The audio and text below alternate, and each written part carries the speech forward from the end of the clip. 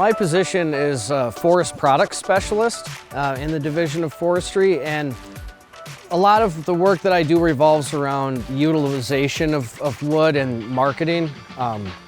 It's essentially my job, and the job of my other teammates is to support industry, because essentially what it boils down to is without markets for the wood, we can have no management. So ultimately our objective is to support industry, maintain the industry we have, try to grow industry within the state, try to find new markets for species that are not being utilized to their full extent, things along those lines.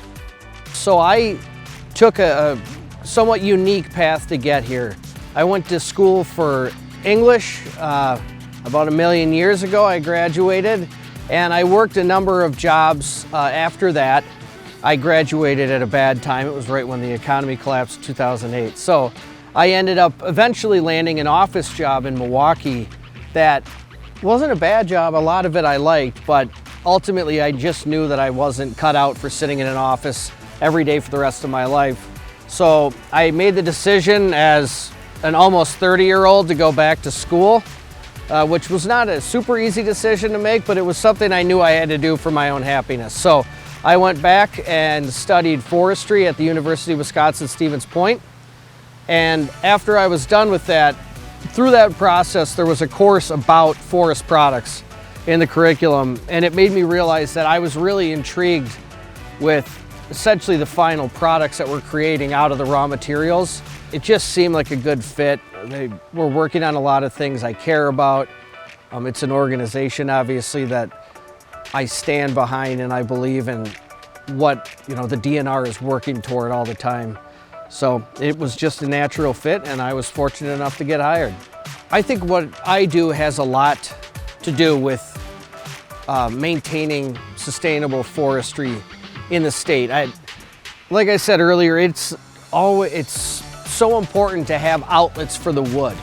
In this state, we're really fortunate to have a still somewhat vibrant pulp and paper sector.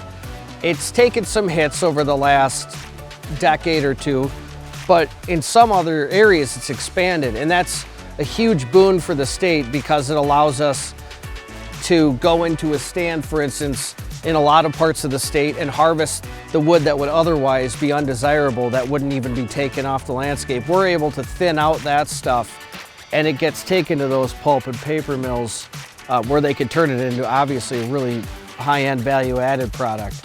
And so we work with loggers and other folks looking for outlets for that wood. Sometimes we help connect them to different markets, and we also help one of the larger ways that we could, or significant way that we contribute, is that there are a lot of smaller sawmills, even people running portable sawmills and things like that, who just don't understand the supply chain. So we help them learn about the supply chain, how they're able to get logs and essentially turn those logs into lumber and make a profit off it, while at the same time we're helping them manage the forest.